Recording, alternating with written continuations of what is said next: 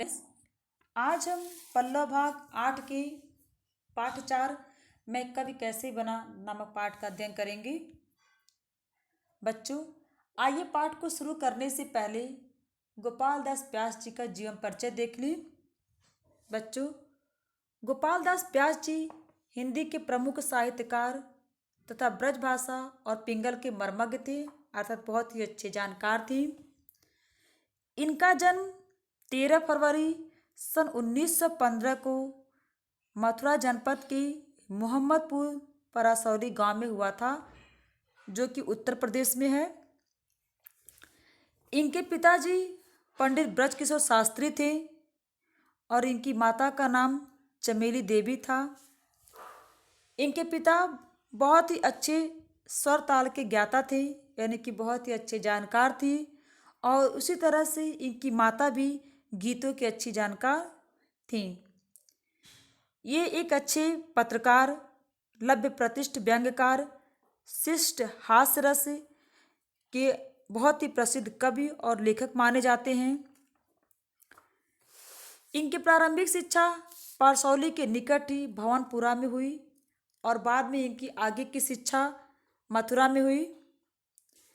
स्वतंत्रता संग्राम के कारण ये परीक्षा नहीं दे सके, जिससे इनकी स्कूली शिक्षा बीच में ही रुक गई, आगे नहीं बढ़ सकी। फिर भी इन्होंने विभिन्न लोगों से अपने ज्ञान को आगे बढ़ाया।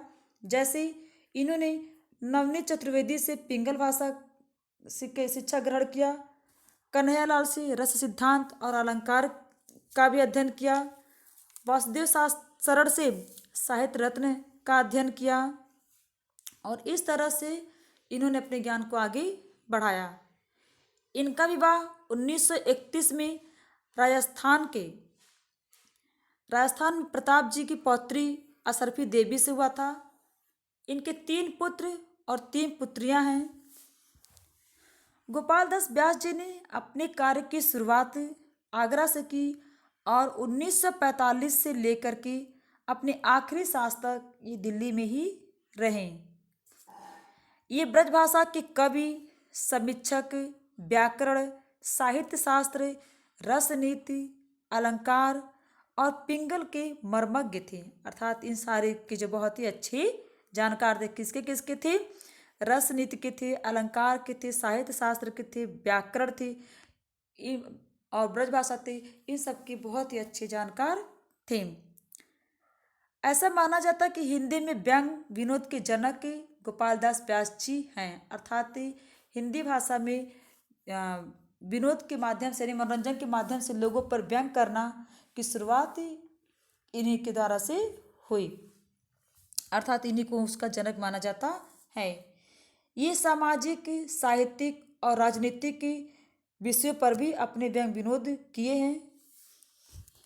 इसके अलावा इन्होंने साहित्य संदेश आगरा, दैनिक हिंदुस्तान दिल्ली तथा दैनिक विकासशील भारत आगरा के प्रधान संपादक भी रहे हैं, अर्थात इन्होंने इनका संपादन भी किया है। इसके अलावा ये दिल्ली के हिंदी साहित्य सम्मेलन के संस्थापक भी रहे हैं और उसके साथ साथ ही वहाँ के महामंत्री और संरक्षक भी रहे हैं। 35 वर्षों तक इन्होंने इसका संपादक और महामंत्री के पद से वो बने रहे। इन्होंने 1965 में साहित्य और शिक्षा के क्षेत्र में अभूतपूर्व योगदान के कारण पद्म विभूषण से इन्हें सम्मानित भी किया गया है। इनकी कृतियां हैं हास्य सागर, गोपिन के अदरान की भाषा, कदम कदम बढ़ाए जा, रंग जंग और व्यंग। इनका देहावसान 28 मई 2005 को नई दिल्ली इनके निवास स्थान पर हुआ है। बच्चों, मैं कवि कैसे बना इनकी एक आत्मकथा है, जिसमें उन्होंने अपने कवि बनने की लालसा कि वो कवि किस तरह से बने, उसका प्रस्तुति बहुत ही रोचक ढंग से, बहुत ही अच्छे ढंग से उन्होंने किया है, और किस तरह से वो कवि बने इसके बारे में इस लेसन उन्होंने बताया है। बच्चों, ये कहानी जो है हम लोग कल पढ़ेंगे। उसके पहले आप लोग का होमवर्क है बच्चों कि आप लोग जो है इस जीवन परिचय को अच्छे से याद कर लीजिएगा और ये लेसन भी आप लोग पढ़ लीजिएगा, ताकि आप लोग जब पढ़े रहेंगे तो आपको अच्छा आसानी से समझ में आएगा। अब बच्चों यही साथ, धन्यवाद।